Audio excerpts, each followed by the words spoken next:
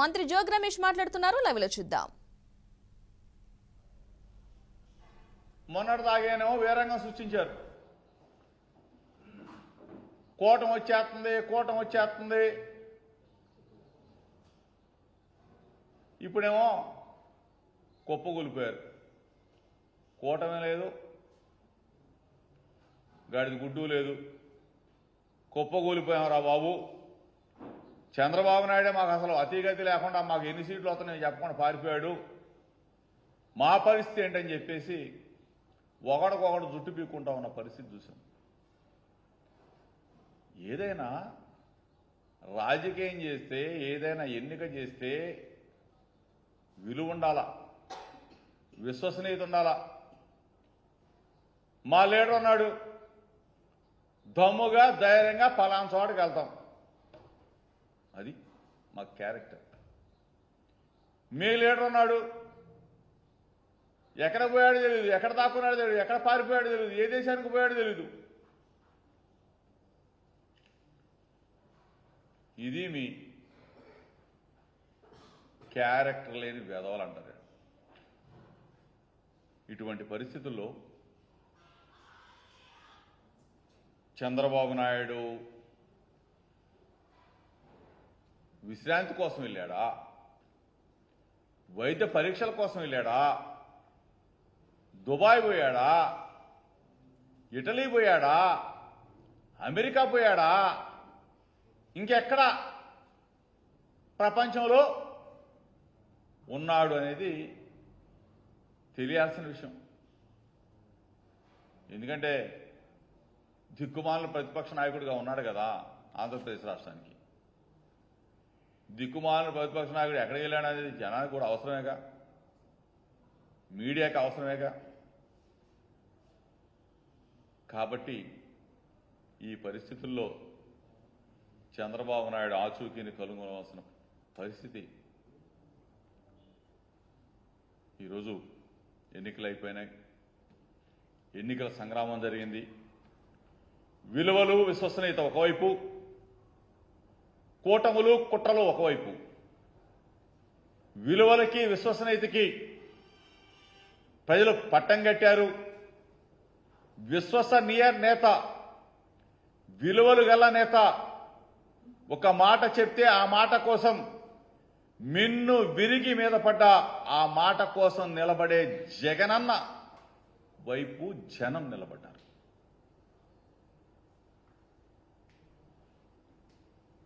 కూటమి కుట్రలు,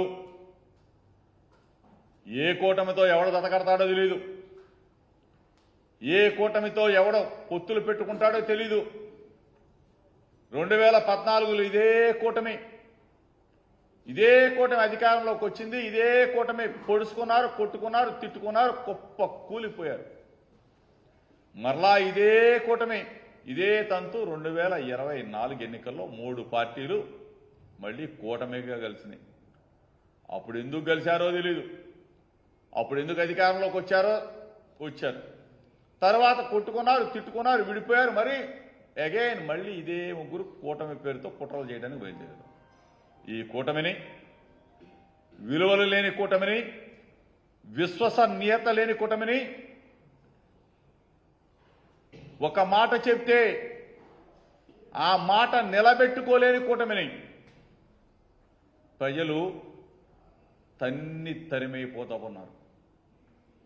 జూన్ 4వ తారీఖున ఆ కూటమికి సమాధి చేయబోతా ఉన్నారు. ఈ పరిస్థితుల్లో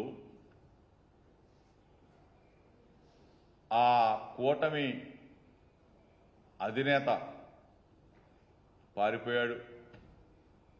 ఆ కూటమి దత్తపుత్రుడు ఏమయ్యాడో తెలీదు. ఆ కూటమిని మోసిన జాతీయ పార్టీ అడ్రస్ గల్లంతు కాబోతాం. ఈ పరిస్థితుల్లో మరలా అగైన్ జగన్మోహన్ రెడ్డి గారు బ్రహ్మాండమైన భారీ మెజార్టీతో అధికారాన్ని చేపట్టబోతా ఉన్నాడనేది స్పష్టంగా అన్ని సర్వే సంస్థలన్నీ, జాతీయ సర్వే సంస్థలు మొత్తం ఏకతాటి మీద వైఎస్ఆర్ కాంగ్రెస్ పార్టీ ప్రభంజనం ఆంధ్రప్రదేశ్ రాష్ట్రంలో వీయబోతా ఉంది. మరలా జగన్మోహన్ రెడ్డి గారు ముఖ్యమంత్రి కాబోతా ఉన్నాడని చెప్పేసి స్పష్టంగా చెప్తున్న ఈ పరిస్థితులు మనం చూసాం. ఈ పరిస్థితుల్లో ఎన్నికల్లో కుట్రలు పన్నారు, కుతంత్రాలు చేశారు. ఎలక్షన్ కమిషన్ కొంతమందిని ఎస్పీలను మార్చారు, కొంతమంది కలెక్టర్లను మార్చారు. మార్చిన చోటే గొడవలు జరిగినాయి. ఆ గొడవలు జరిగిన దగ్గర మళ్ళీ ఆ అధికారులను సస్పెండ్ చేశారు. అంటే పరిపాలన సక్రమంగా చేసే ఎస్పీలని, కలెక్టర్లని కావాలని కుట్రపూర్వకంగా మారిస్తే మరలా అదే ప్రాంతంలో గొడవలు జరిగినాయి. మరలా అదే అధికారుల్ని సస్పెండ్ చేశారు. అంటే నిబద్ధతలను గాలికి వదిలేశారు. వ్యవస్థల్ని వాడుకున్నారు. వ్యవస్థల్ని బస్టు పట్టించడంలో చంద్రబాబు నాయుడు అంతా దుర్మార్గుడు, బస్టు పట్టించాడు. అయినా సరే ప్రజాస్వామ్య బద్ధంగా జరిగే ఎన్నికల్లో ప్రజాస్వామ్యయుతంగా వైఎస్ఆర్ కాంగ్రెస్ పార్టీ నిలబడ్డాం. ప్రజల ఆశీస్సులతో గెలవబోతా ఉన్నాం. నమ్మకం మా మీద ఉంచారు. నమ్మకం మా లీడర్ మీద ఉంచారు. మా జగనన్న మీద ఉంచారు జనం. ఎన్ని కుట్రలు పనినా, ఎన్ని విధ్వంసాలు సృష్టించినా, శాంతి భద్రతల్ని విఘాతం కలిగించే విధంగా ప్రవర్తించిన తెలుగుదేశం పార్టీ, జనసేన పార్టీ ఎన్ని దుర్మార్గాలు చేసినా సరే ప్రజాస్వామ్యంలో గెలవబోతా ఉన్నాం. ఈరోజు మా మీద, మా పార్టీ లీడర్ల మీద, ఆఖరికి నా మీద కూడా, మంత్రుల మీద కూడా 302లు 307లు ఎస్సీ ఎస్టీ యాక్ట్లు పెట్టినా సరే ధైర్యంగా ప్రజాక్షేత్రంలో నిలబడ్డాం, గెలవబోతా ఉన్నాం. వైఎస్ఆర్ కాంగ్రెస్ పార్టీ జెండా రేపరేపలాడబోతా ఉంది. జూన్ 4వ తారీఖున వైఎస్ఆర్ కాంగ్రెస్ పార్టీ శ్రేణులన్నీ కూడా సంబరాలకు సిద్ధం కమ్మని చెప్పేసి మీ ద్వారా కూడా పిలుపునిస్తా ఉన్నాం.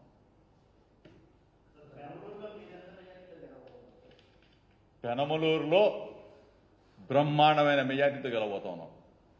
ఎందుకంటే ప్రజలు నమ్మారు, జగనన్నని దీవించారు, జగనన్నని మెచ్చుకో. ఎన్నిక ఎప్పుడు జరుగుద్దా? 5 సంవత్సరాలు జగన్మోహన్ రెడ్డి గారు మన కోసం సేవ చేశాడు, జగనన్న కోసం ఫ్యాన్ గుర్తు మీద ఓటు వేయాలని చెప్పేసి తహతహలాడారు. ఫ్యాన్ గుర్తు మీద ఓటు వేశారు.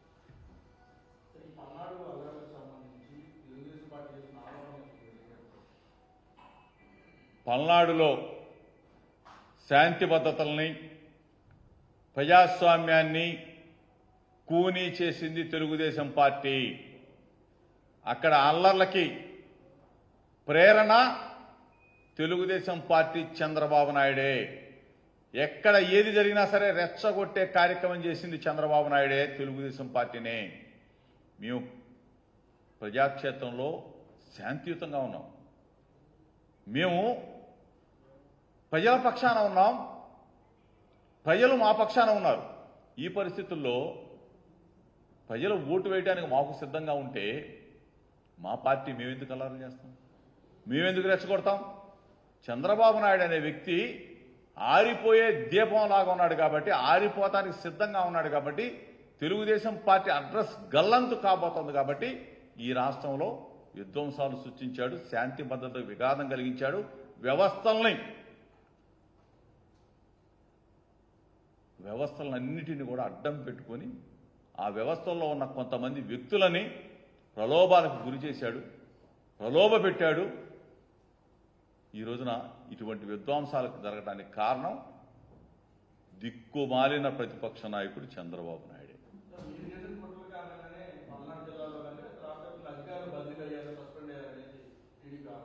అసలు మేము కుట్రలు చేయాల్సిన అవసరం మాకేముంటుంది?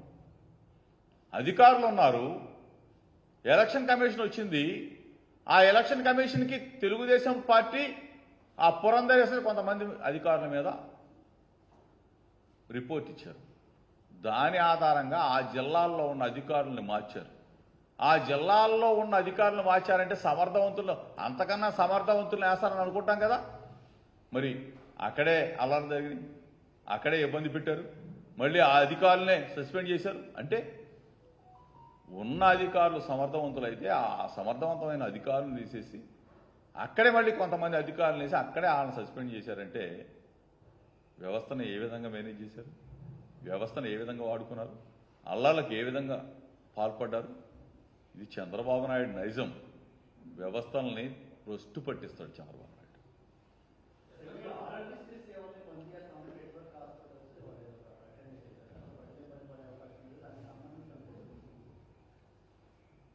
ఆరోగ్యశ్రీ అది మా పేటెంట్.